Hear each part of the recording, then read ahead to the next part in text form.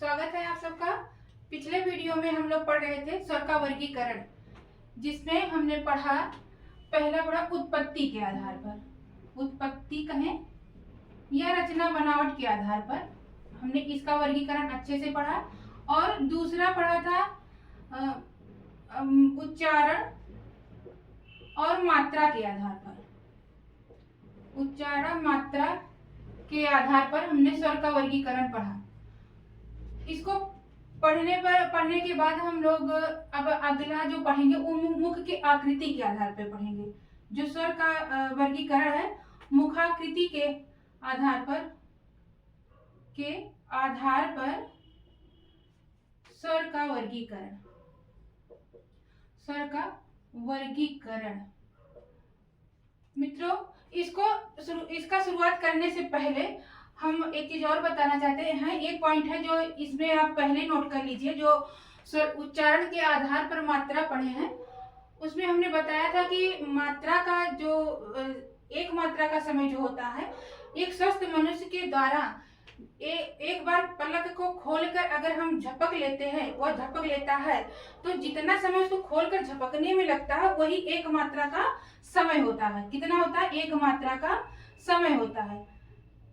अब इसमें एक पॉइंट और नोट कर लीजिएगा, उसी में उच्चारण के आधार पर ये नोट करिएगा कि जो मात्रा के आधार पर है, मात्रा के आधार पर स्वर 10 होते हैं, स्वर 10 होते हैं। अब इसी के अंदर नहीं, आप उच्चारण और मात्रा के आधार पर वहीं इस पॉइंट को नोट करिएगा। वो कौन कौन से हैं तो उसको हम जान लेते हैं। जैसे हम जानते हैं कि स्वर कितने हैं, जो स्वर की संख्या है कितने हैं? स्वर हैं 11। तो 11 स्वर कौन कौन से हैं? आ, ई, उ, री, ए, आई, ओ, औ। इन्हीं को हम वर्गीकरण करके अलग अलग रूपों में जान रहे हैं। और ये जो मात्रा के आधार पर 10 हम लिखे हैं, इसको हम बताने के लिए आज फिर से इसी उच्चारण और मात्रा के आधार पर पढ़ा रहे हैं। ये सारी चीजें आप इसी में नोट करिएगा कि मात्रा के आधार पर 10 कैसे है। जो आ है, ह्रस्व आ है, इसका कोई मात्रा नहीं होता है। और आ का जो मात्रा है एक इधर से लगता है, ये ह्रस्व ई की मात्रा है, ये दीर्घ ई की मात्रा है, ये ह्रस्व उ का मात्रा है और ये दीर्घ उ का मात्रा है, ये री का मात्रा है, ये ए का मात्रा है और ये आई का मात्रा है, और ए ओ का मात्रा है और औ का मात्रा है। अब हम देखते हैं कितना हो गया। 1 2 3 4 5 6 7 8 9 10। इन्हीं 10 मात्राओं का गणना किया जाता है। जब प्रश्न बनता है कि मात्रा के आधार पर स्वरों की संख्या कितनी है तो उत्तर होता है 10, और ऐसे ही स्वर कितने हैं तो उत्तर होता है 11। बस ये हमको यहाँ नोट कर लेना है, जहाँ उच्चारण और मात्रा के आधार पर स्वर का वर्गीकरण हम पढ़े हैं। और जो ये आ वर्ण है, इसी वर्ण, इसका कोई मात्रा नहीं होता, इसीलिए इसे उदासीन वर्ण कहते हैं। कौन सा वर्ण कहते हैं? उदासीन वर्ण कहते हैं। प्रश्न बन गया कि उदासीन वर्ण कौन सा है तो ह्रस्व आ है, इसको ध्यान रखिएगा। अब आगे हम चर्चा करेंगे मुखाकृति के आधार पर स्वर का वर्गीकरण। तो आइए देखते हैं। नंबर 3, मात्रा के आधार पर, नहीं मात्रा तो देख चुके हैं, मुखाकृति के आधार पर, मुखाकृति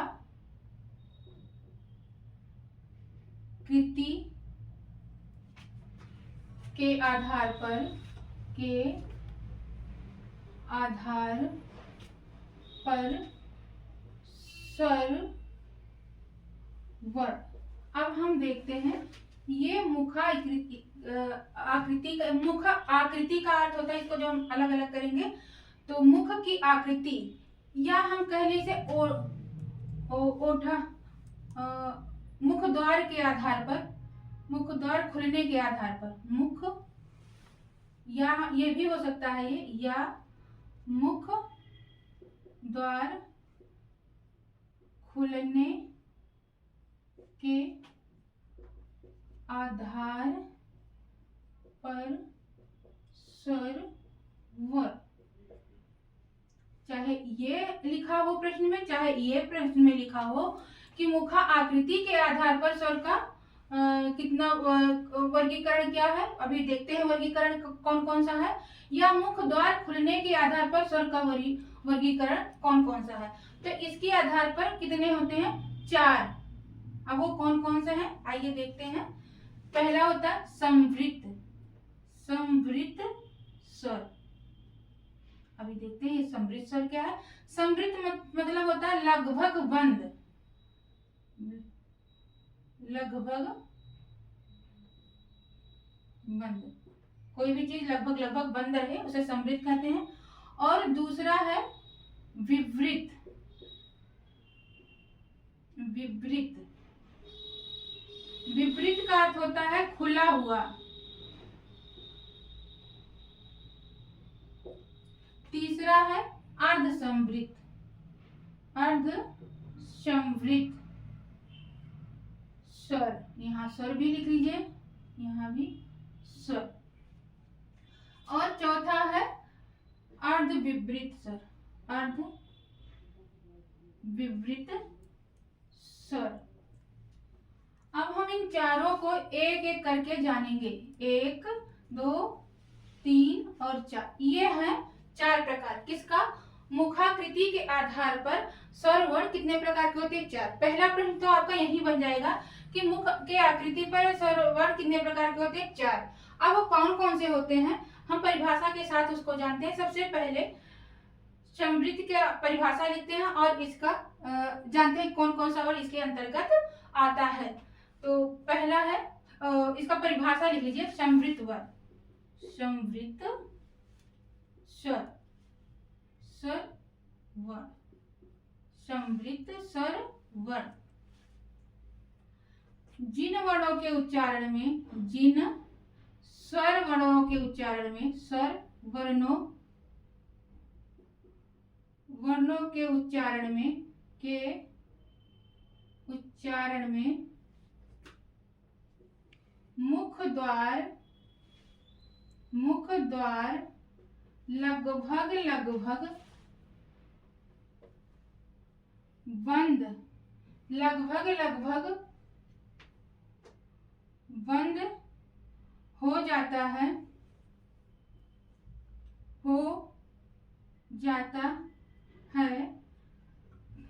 उन्हें संवृत स्वर कहते हैं। उन्हें कौन सा स्वर कहते हैं, संवृत स्वर कहते हैं। संवृत का अर्थ होता है बंद होना, यानी जिन वर्णों के उच्चारण में बोलते समय मुख लगभग लगभग बंद हो जाए उन्हें संवृत स्वर कहते हैं। इनकी संख्या 4 है, इनकी संख्या 4 है। अब वो कौन कौन सी है, एक है ई, उ, ऊ। हम देखते हैं क्या इनके उच्चारण में हमारा मुंह बंद हो जाता है। तो एक बार बोलिए, आप लोग भी बोलिएगा, ई, उ, तो लगभग लगभग बंद हो जा रहा है।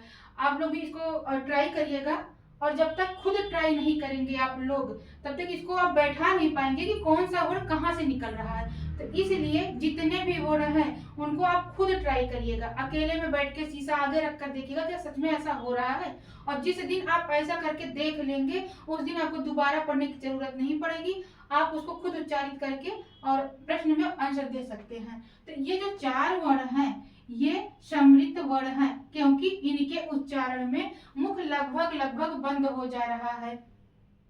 अब हम देखते हैं विवृत स्वर। कौन सा स्वर, विवृत स्वर। विवृत स्वर में कौन कौन सा आता है देखते हैं। पहले परिभाषा लिख लेते हैं, जिन स्वर वर्णों के उच्चारण में, स्वरवर्णों के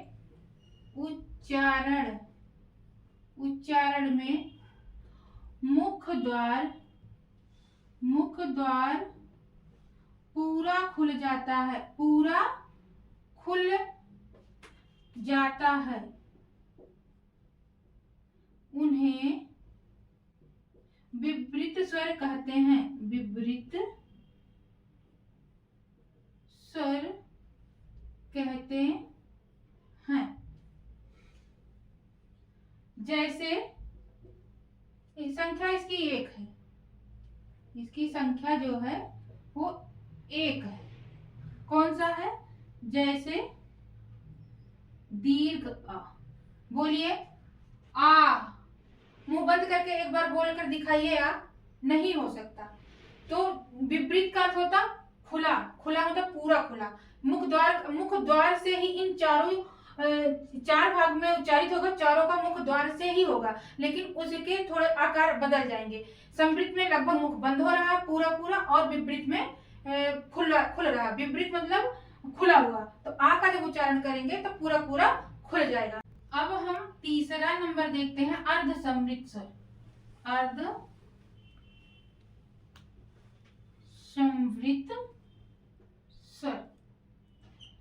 अर्ध समृद्ध होगा आधा, समृद्ध मतलब बंद, स्वर वर्ण, यानी आधा खुला, मुख द्वार आधा खुलेगा, यानी समृद्ध से थोड़ा खुल जाएगा और विपरीत से तो बंद ही रहेगा। लेकिन समृद्ध में पूरा पूरा बंद हो जाता है, लेकिन अर्ध समृद्ध में थोड़ा खुल जाता है। तो पहले परिभाषा लिखते हैं, फिर देखते हैं कौन कौन सा वर्ड आता है। जिन स्वर वर्णों के उच्चारण में मुख द्वार समृद्ध से थोड़ा ज्यादा खुल जाता है,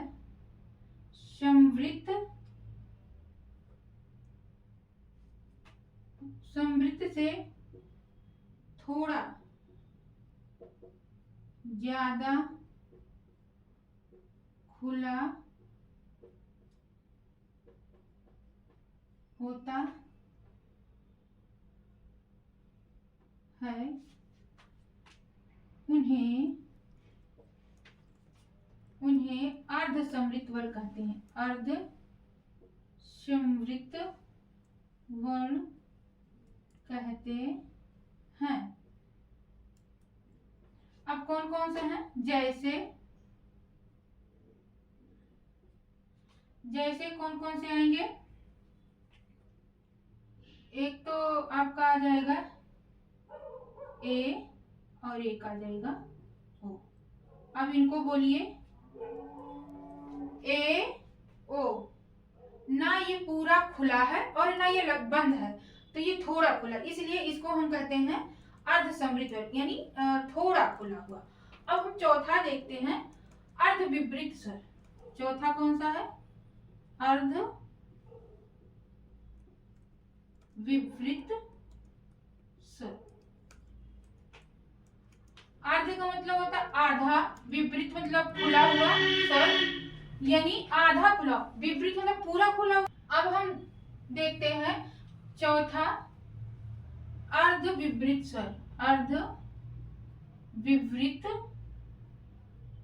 स्वर।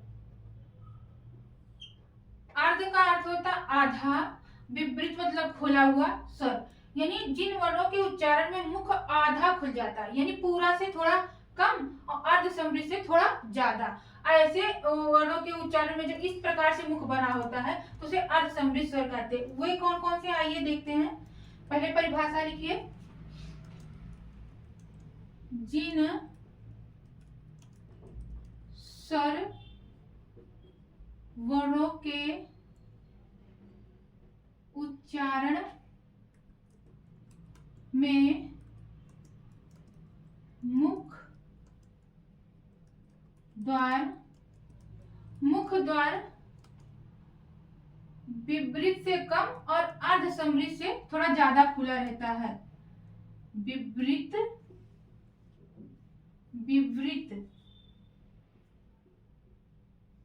विवृत से कम और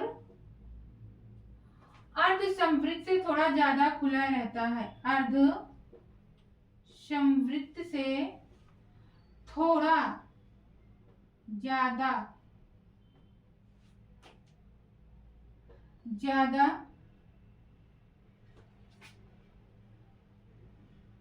खुला रहता है। जैसे कौन कौन से वर्ड आएंगे? जैसे एक तो आपका आ जाएगा आई ओ औ, और एक ये आगत वर्ड भी इसी के अंतर्गत आता है, ये आगत वर्ड है। और एक वर्ड और आता है इसके आ, हरसा। कौन कौन सा आएगा? ये एक आ जाए हरसा, ए आई ओ औ और ए आ, ये इसको आगत वर्ड बोलते हैं। कौन सा वर्ड बोलते हैं? आगत वर्ड, क्योंकि ये ग्रहण किया हुआ है दूसरी भाषा से। ये अंग्रेजी का वर्ड है और वहां से ग्रहित किया हुआ है अपने हिंदी में, इसलिए इनको हम इस स्वर को, एक ही स्वर है जो स्वर में आगत है, और व्यंजन में तो और भी है लेकिन स्वर में एक ही है जिसे आ बोलते हैं, आ की तरह से उच्चारित करते हैं। तो ये हर्षा, आई ओ औ और आ, ये इन वर्णों का उच्चारण अर्ध विपरीत के तरह होता है। अब हम देखते हैं कि एक वर्ड बच गया जो है री। पूरा हम देखते हैं तो 10 वर्णों का तो विभाजन हो गया है मुख के आकृति के आधार पर। तो ये होता है री। तो री वर्ण कहाँ से उच्चारित होता है, प्रश्न बनता है। तो जो हमारे व्याकरणाचार्य लोग हैं, विद्वान जन लोग हैं, उन्होंने री को तत्सम शब्द माना है। तत्सम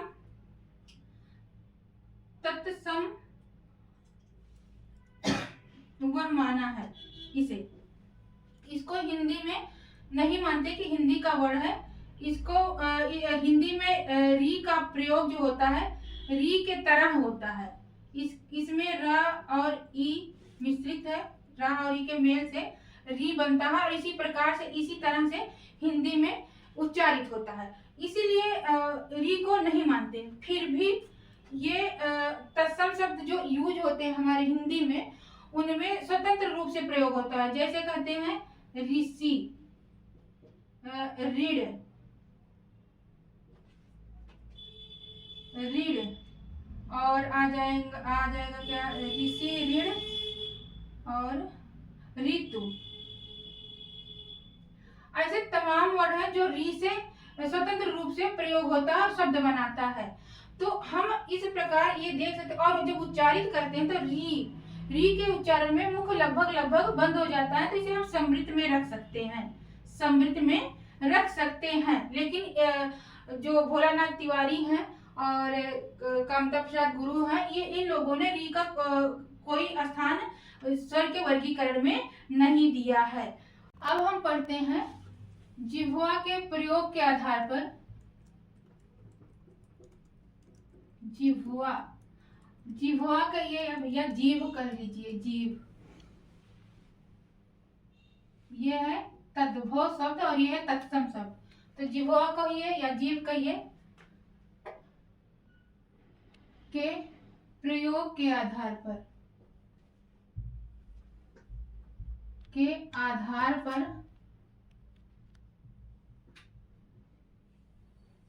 स्वरवर्ण, जिह्वा के प्रयोग के आधार पर स्वरवर्ण कितने होते हैं? 3।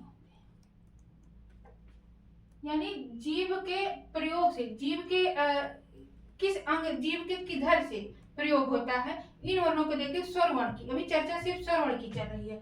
3 कौन कौन से होते हैं? पहला अग्र स्वर है, अग्र स्वर। दूसरा मध्य स्वर, मध्य स्वर। तीसरा पश्च स्वर। अब हम इन पे चर्चा करते हैं। जीभ के अग्रभाग से, अभी तीनों में अंतर समझिए। मान लीजिए ये जीभ है, तो जिन वर्णों का उच्चारण इन अग्रभाग के प्रयोग से यानी दबाव से होता है उन्हें अग्रस्वर कहेंगे, अग्रस्वर। और जिन वर्णों का उच्चारण बीच में दबाव देकर निकलता है, मतलब उच्चारण करते समय जीभ का बीच के अंग पे थोड़ा सा दबाव पड़ेगा, उन्हें मध्य स्वर कहेंगे, उन्हें मध्य स्वर कहेंगे। और जिन वर्णों का उच्चारण कंठ से, यहां से होता है कंठ से और इसके आसपास यानी पक्ष से, जीभ के पीछे के भाग पर दबाव पड़ेगा, उन्हें पश्च स्वर कहते हैं, पश्च स्वर कहते हैं। करके देखिएगा, बैठिएगा, शीशा लीजिएगा और उसमें कर करके देखिए कि हमारे जीभ का या जिह्वा का टंग जो भी कहते हो उस आधार पर आप देखिएगा कि क्या आगे का भाग काम कर रहा है कि मध्य का कर रहा है कि पिछला कर रहा है। फिर पढ़िएगा, फिर मनन करिएगा, सोचिएगा, और जब ये सारी चीजें एक साथ आप करेंगे निश्चित रूप से आपके दिमाग में वो चीजें सारी बैठ जाएंगी, जो कभी भूलने के लिए नहीं बैठेगा, हमेशा के लिए बैठ जाएगा और वो भूल भी जाएंगे। और आप परीक्षा के हॉल में बैठेंगे, आपको तुरंत यहाँ याद आ जाएगा कि कौन सा कहाँ से यूज होता है। तो जरूर करिएगा। तो देखते हैं कि जीव के अग्रभाग से उच्चरित होने के कारण इसकी परिभाषा है, तीनों का परिभाषा भी देख लेते हैं। परिभाषा आप लिखिए या ना लिखिए, बस समझना ही जरूरी है, बस आपको समझाने के लिए हम परिभाषा भी लिख दे रहे हैं। जिह्वा के अग्रभाग से उच्चरित होने के कारण, जिह्वा के अग्र भाग से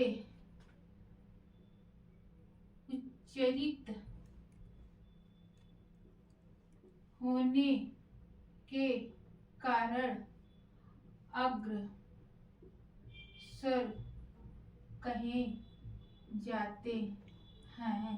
और वो कौन कौन से हैं? एक तो ई हो जाएगा और एक दीर्घ ई हो जाएगा, ह्रस्व और दीर्घ ई। इसको हम कभी छोटा बड़ा या छोटी ई बड़ी ई, छोटा ऊ बड़ा ऊ करके नहीं पढ़ते। ये बचपन में तो यही सिखाया जाता है ना कि छोटा बड़ा या छोटी बड़ी, छोटा ऊ बड़ा ऊ ऐसे करके पढ़ो। लेकिन जब हम एक प्रतियोगी परीक्षा की तैयारी कर रहे हैं तो वहां पर इस तरह कतई उच्चारित नहीं करना चाहिए, हमेशा इसे ह्रस्व ई और इसे दीर्घ ई बोलना चाहिए। इसे आपका याद भी होता रहेगा कि ये इसमें ये एक मात्रिक है, दो मात्रिक है, ह्रस्व ये दीर्घ है और यही शुद्ध उच्चारण भी है। तो ह्रस्व ई और दीर्घ ई और एक है ए और आई, ये चार वर्ण जो है अग्र स्वर है। और मध्य स्वर के अंतर्गत आएगा जिह्वा के मध्य भाग से उच्चरित होने के कारण मध्य स्वर कहते हैं, मध्य स्वर कहते हैं। इसके अंतर्गत एक ही वर्ड आता है, वो है ह्रस्व आ। अब हम बात करेंगे पश्च स्वर का। आप उच्चारित करिए, ई को करिए, ई ए जीभ का अग्र भाग ही चल रहा है, पीछे कोई दबाव नहीं पड़ रहा, हमें केवल यहाँ जीभ पर ही देखना है, अपने जीभ पर, अपने जिह्वा पर, अपने टंग पर ही ध्यान देना है कि कहाँ प्रयोग कर रहा है। तो ई ए के उच्चारण में केवल अग्र भाग ही काम कर रहा है और ह्रस्व आ के उच्चारण में जीभ का मध्य भाग काम कर रहा है। करके देखिए आ, अभी जब दीर्घ बोलेंगे तो आ देखिए कहाँ जा रहा है, पश्च स्वर में जाता है। तो और इसका परिभाषा है जिह्वा के पश्च भाग से उच्चरित होने के कारण पश्च स्वर कहते हैं, पश्च स्वर कहते हैं। इसके अंतर्गत कौन कौन सा आएगा? इसमें आएगा आ, दीर्घ आ, ह्रस्व दीर्घ ऊ और आएगा ओ और आएगा औ और ये आगत वर्ड भी इसी में आता है। अब हम एक बार उच्चारित करके देखिए।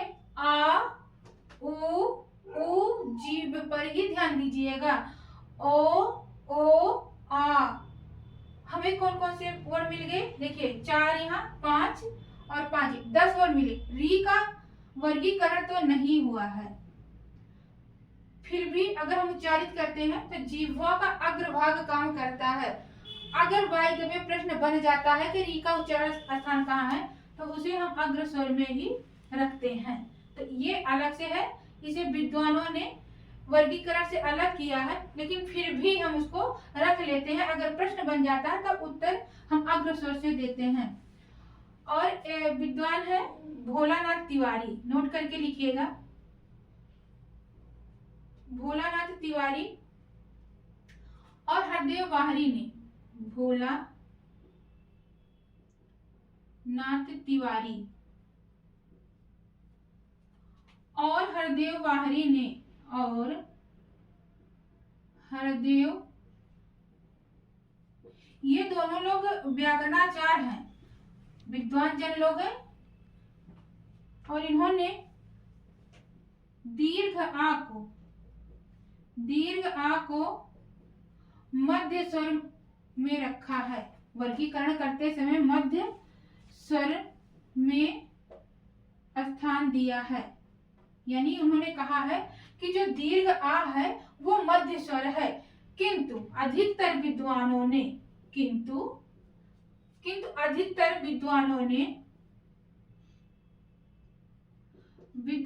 ने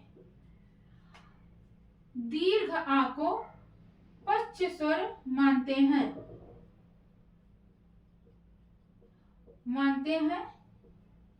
इसलिए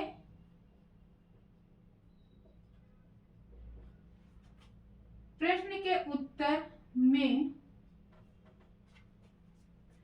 इसलिए परीक्षा में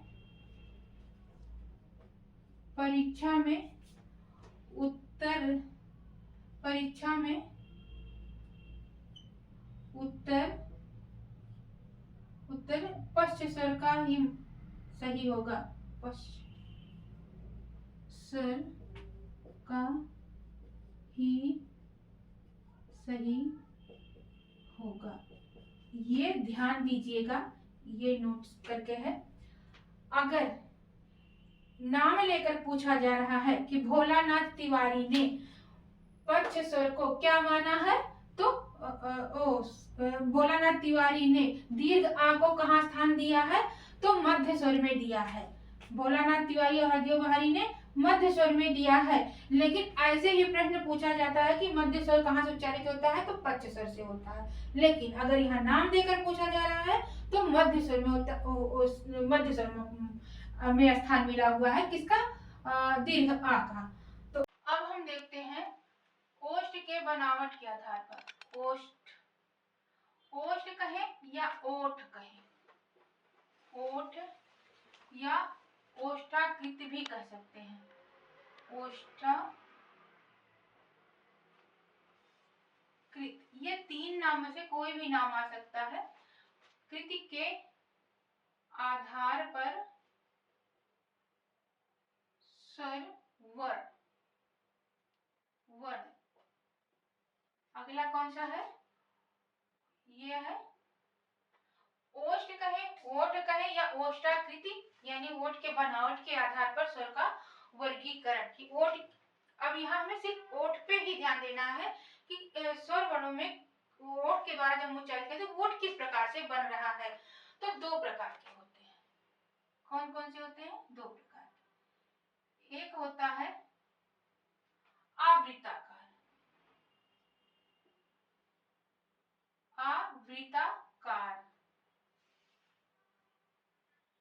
और एक होता है वृत्ताकार।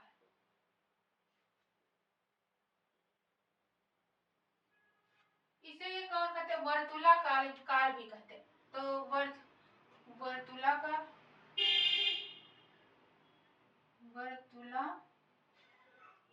हो जाएगा, और इसका अवर्तुलाकार हो जाएगा, अवर्तुलाकार। गोला सर्कल, और अवृत्ताकार होता न गोला बनना। यानी कि जिन वर्णों के उच्चारण में मुख का गोला बन जाता है वो वृत्ताकार हो जाता है, और जिन वर्णों के उच्चारण में मुख गोल नहीं बनता बल्कि ओष्ठ, मुख नहीं ओष्ठ, जिन वर्णों के उच्चारण में ओष्ठ गोल बन जाता है उन्हें वृत्ताकार कहते हैं, और जिन वर्णों के उच्चारण में मुख गोल न बनकर ओठ फैल जाता है वो आवृत्ताकार वर्ण होते हैं। ओष्ठ के और ओष्ठाकार में और एक मुखाकृति में, दोनों में थोड़ा कंफ्यूजन होता है, तो अच्छे से ध्यान देकर दोनों में अंतर कर लीजिएगा और समझिएगा कि कैसा उत्तर देना है। उसमें है कि ओठ बंद होता है, मुख बंद होता है, मुख की बात होती है, और यहाँ ओठ की बात होती है, सिर्फ ओठ की, कि ओठ का किस प्रकार से प्रयोग किया जा रहा है। तो जिन वर्णों के उच्चारण में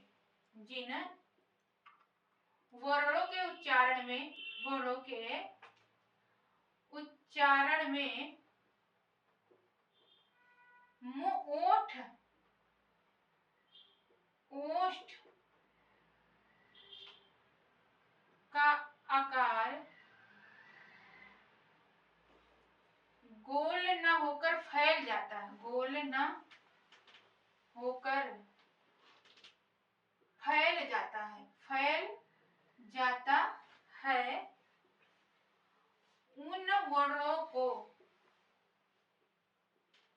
आवृत्ताकार वर्ण कहते हैं,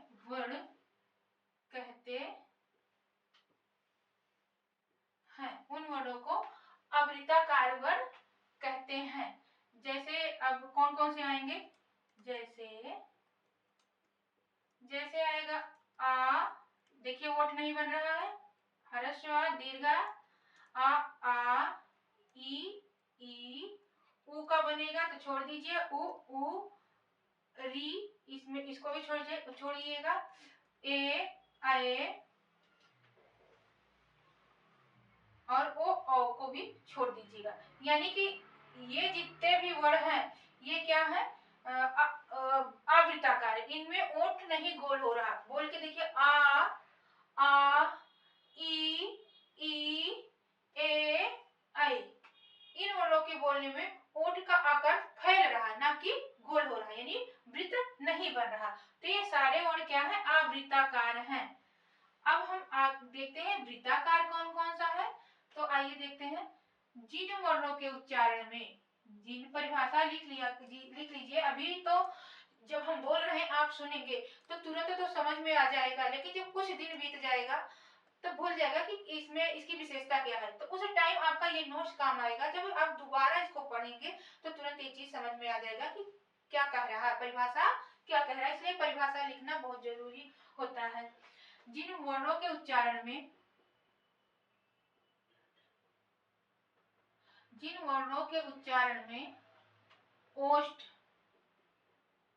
ओष्ठ का आकार गोल यानी वृत्त के समान बन जाता, गोल कहिए, वृत्ताकार कहिए, वर्तुलाकार कहिए, जो भी कहिए, गोल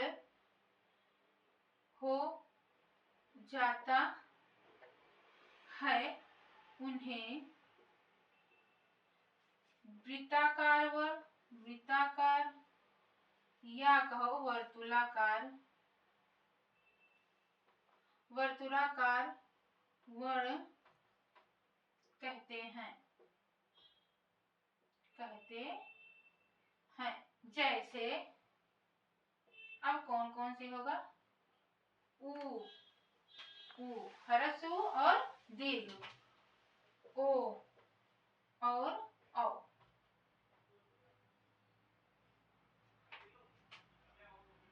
अब इन चारों वर्णों को आप बिना ओष्ठ को गोल किए बोलकर दिखाइए कि हम ओष्ठ को गोल नहीं करेंगे, और बोलकर दिखा दीजिए। अगर ये बोलने पे फैल जाता है तो ये आवृत्ताकार हो जाएगा, लेकिन बिना गोल किए वो निकलेंगे ही नहीं, आपको गोल करना ही पड़ेगा। इसलिए इसको हम वृत्ताकार वर्ड कहते हैं। प्रश्न में आ गया 4 वर्ड इसमें से 3 वर्ड इसमें से उठा के दे देंगे 3 ऑप्शन में और एक इसमें से देंगे। पूछ लिया जाएगा कि कौन सा वर्ड वृत्ताकार वर्ड है, तो इसमें से कोई रहेगा तो वहां पे आप टिक लगा सकते हो। प्रश्न बनेगा ओष्ठ के आकार पर स्वर वर्ड कितने प्रकार के होते हैं, तो 2 प्रकार के होते हैं। अब हम यहाँ 1 2 3 4 5 6 7 8 9 10 वर्णों का चर्चा कर लिए हैं। री का चर्चा नहीं हुआ है क्योंकि उसको हमने बताया है कि विद्वानों ने वर्गीकरण में स्थान नहीं दिया है।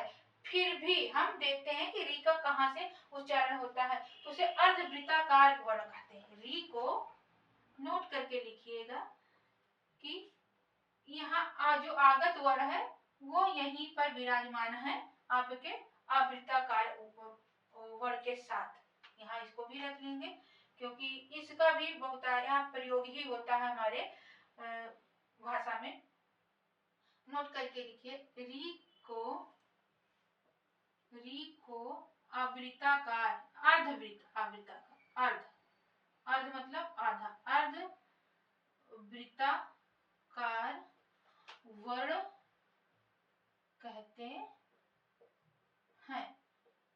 स्थान तो नहीं मिला है री को इसमें स्वर के वर्गीकरण, लेकिन प्रश्न कई बार बन गया है कि अर्धवृत्ताकार वर्ण किसे कहते हैं, तो री को कहते हैं। तो इसलिए ये जानना बहुत ही महत्वपूर्ण है और आप इसको नोट बना के लिख लीजिएगा और ध्यान दीजिएगा। लेकिन अगर प्रश्न में पूछा जाता है कि वोष्ठ के आधार पर स्वर वर्ण कितने प्रकार के होते हैं, तो मात्र आप 2 ही बताएंगे, ना कि 3 बताएंगे। ये चीज अलग है, इसको आपको जानना है लेकिन इसके साथ मिलाना नहीं है। अब हम देखेंगे जाति के आधार पर स्वर वर्ण का वर्गीकरण। जाति के अनुसार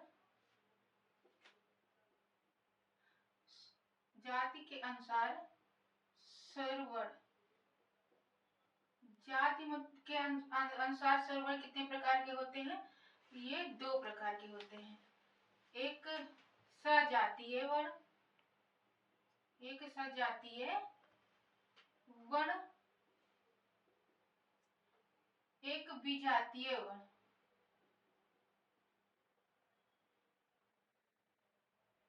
विजातीय वर्ण स्वर वर्ण कहिए या वर्ण कहिए, आपको समझना है। ये वर्गीकरण जो है कामता प्रसाद गुरु ने दिया है।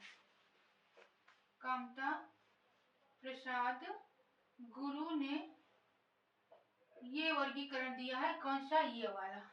तो क्या सजातीय में क्या कहें, जिन वर्णों का उच्चारण या प्रयत्न, जिन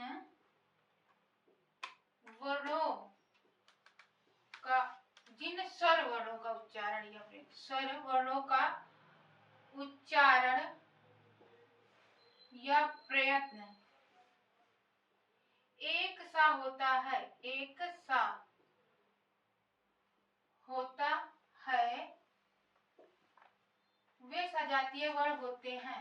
वे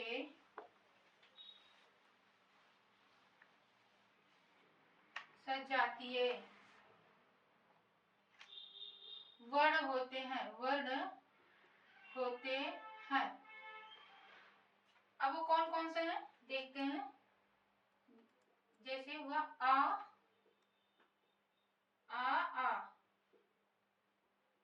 ई उ ऊ। अब कैसे मानते हैं कि सजातीय कैसे कहे, सजातीय मतलब होता एक तरह से उच्चारित होता है, एक जगह से उच्चारित होता है, एक तरह के स्वरूप के भी होते हैं। तो किस प्रकार से हम इसको निकालेंगे, जैसे देखिए आ तो मूल स्वर है, ई भी मूल स्वर है, उ भी मूल स्वर है, यानी हरस जो है ये तो मूल स्वर है ही। और जो ये दीर्घ है इसकी उत्पत्ति हम देख चुके हैं कि इसी हरस आके प्रयोग से ही हुआ है, हरस के योग से हुआ है। और ये जो दीर्घ हरस ई है, इसको हरस और हरस ई को जब मेल करते हैं तो हो जाता है दीर्घ। इस प्रकार इन सब दोनों एक ही वर्ण से उच्चारित होते, एक ही जगह से उच्चारित होते हैं, एक ही तरह के वर्णों से इनका निर्माण हुआ है। और अगर इसको देखते हैं दीर्घ ऊ का, तो ये भी हरस ऊ और प्लस हरस ऊ दोनों का जब मेल होता है तो बन जाता है दीर्घ। तो इस प्रकार जो ये तीन वर्ण हैं, ये तीन, इसको तीन जोड़ा कह सकते हैं। ये आ वाला, ई और उ। ये तीनों जोड़े जो हैं ये क्या है, सजातीय हैं। ये उत्तर में अगर पूछ लिया जाता है, तीन ये दे दिया, कोई अलग देकर पूछा कौन सा विजातीय वर्ण है, तो उसको हम टिक करते हैं कि ये विजातीय वर्ण है। और ये जो 6 वर्ण हैं और 3 जोड़े हैं, इनको 3 जोड़ा और 6 वर्ण मानते हैं, ये सजातीय वर्ण है। अब विजातीय की देख लेते हैं।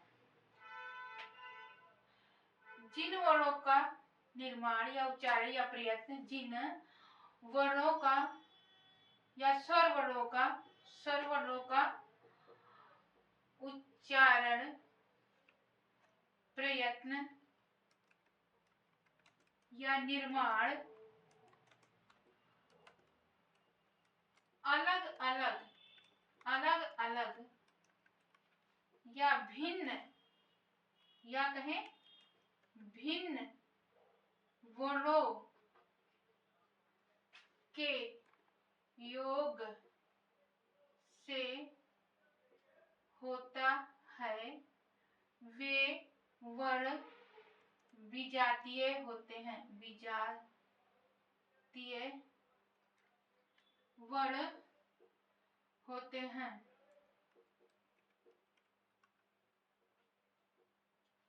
अब देखते हैं, इसकी कोई संख्या का निर्धारण नहीं होता कि इसका जैसे 3 है तो क्या 3 ही होगा, तो नहीं होता, बहुत सारे बन जाते हैं।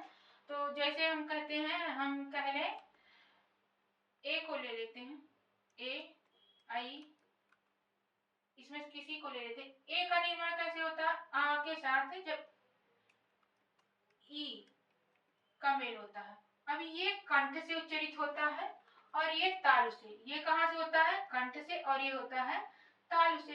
तो दो वर्णों के मेल से जब उच्चरित होता है तो बनता है आई, और इसे कंठ तालव्य स्वर भी कहते हैं। कंठ तालव्य स्वर कहते हैं इसीलिए। और इसका भी निर्माण इसी प्रकार हुआ है, आ के साथ ऐ के मेल से ये बनता है ऐ। तो दो भिन्न वर्णों के मेल से जब उत्पत्ति होती है तो उन्हें कहा जाता है विजातीय वर्ण। तो अब हम देखेंगे उच्चारण स्थान के आधार पर स्वर वर्ण। बस अभी थोड़ा सा और पढ़ेंगे और स्वर वर्ण का वर्गीकरण हो जाएगा। अब हम देखते हैं उच्चारण स्थान के आधार, उच्चारण स्थान के आधार पर स्वर वर्ण। आइए देखें कि उच्चारण स्थान के आधार पर कि कहाँ से उच्चरित होता है स्वर वर्ण, और इसको किसने दिया है। ये वर्गीकरण जो दिया है ये हरिदेव वाहरी जी ने दिया है। हरिदेव वाहरी ने ये वर्गीकरण स्वर के दिए हैं। अब हम देखते हैं, अब क्या दिए हैं देखते हैं। पहला है कंठ के आधार पर, कंठ स्वर वर्ण। कंठ से कौन कौन से उच्चरित होते हैं वर्ण, वो है हर्षवा और दीर्घ, ये 2 वर्ण है। उसके बाद आता है तालु या तालव्य वर्ण। तालव्य है हर्षी और दीर्घ। उसके बाद आता है ओष्ठ। ओष्ठ पर होता है, ओष्ठ के अनुसार होगा। ओष्ठ से कौन कौन सा वर्ण उच्चरित होता है, वो है उ और उ। अब देखेंगे मूर्धा से होता है री का। अब कंठ तालु बोले या तालव्य बोले, वाला वर्ण है ए और आई। कंठोष्ठ है,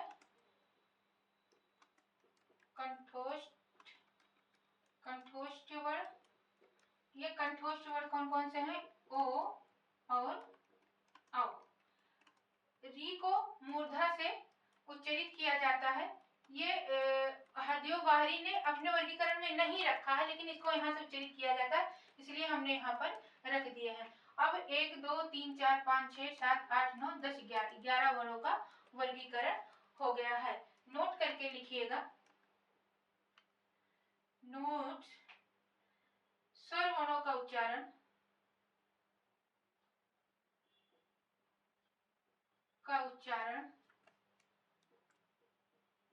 दंत वर्ण से नहीं होता है। दंत्य से नहीं होता है।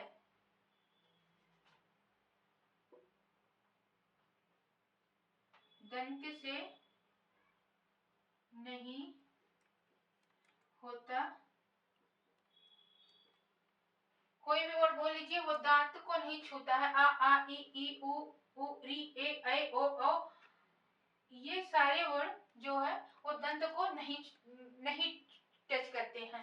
तो इसलिए एक प्रश्न बनता है कि किस वर्ग से स्वर वर्ण उच्चारित नहीं हो सकता। तो ये सारे ऑप्शन में से कोई भी ऑप्शन दे देगा तो आपको, और उसमें दंत भी रहेगा, तो आप अपने उत्तर में दंत को लगाइएगा कि दंत वर्ग से स्वर वर्ग का उच्चारण नहीं होता है। अब यहाँ प्रश्न कैसे बनेगा, हम देखते हैं कि प्रश्न कैसे आता है पेपर में स्वर वर्ग से। लगभग सारा हो गया है वर्गीकरण स्वर का। तो जैसे एक ये 11 वर्ण है, तो इसमें हम आ को उठा लेते हैं कि कैसे प्रश्न बनाता है, कितने रूप दिया गया है। वर्गीकरण करने के बाद आ को कितने रूप से हम बोल सकते हैं, आइए देख लेते हैं। अब ये जो जितने हम वर्गीकरण पढ़ लिए हैं स्वर का, उसी के आधार पर हम लेते हैं आ को, कि इसको हम कितने प्रकार से प्रयोग कर सकते हैं और कितने प्रकार से इस पर प्रश्न बन सकता है। सबसे पहले आ क्या है? ये स्वर है, आ स्वर है। आ जो है अमात्रिक स्वर है, क्योंकि इसका मात्रा नहीं लगता है। आ जो है ये मूल स्वर है, ये मूल स्वर है। ये हर्ष स्वर है, हर्ष स्वर है। और ये जो है अर्ध विवृत स्वर है, अर्ध विवृत स्वर है। इसको और हम कह सकते हैं मध्य स्वर भी कहते हैं, मध्य स्वर कहते हैं। इसको हम शहीद वर्ण भी कहते हैं, शहीद वर्ण कहते हैं। इसे जड़ वर्ण भी कहते हैं, जड़ वर्ण भी कहते हैं। इसे प्रकृति वर्ण कहते हैं, प्रकृति वर्ण। ये सारे रूप किसके हैं? आ के ही हैं। तो अब यहाँ से कहीं से भी प्रश्न पूछ लेता है। इसे कंठ वर्ण भी कहते हैं, कंठ से उच्चारित होता है, कंठ वर्ण भी कहते हैं।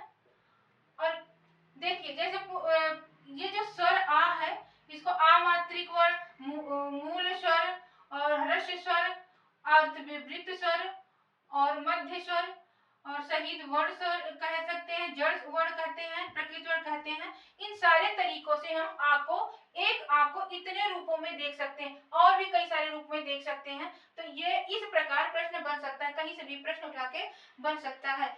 मित्रों, आप लोग पूरे वीडियो को देखिएगा, शुरू से देखेंगे, जितने भी बार देखेंगे उतना ही समझ में आप सबको आएगा। तो मिलते हैं फिर नेक्स्ट वीडियो में नेक्स्ट टॉपिक के साथ। धन्यवाद।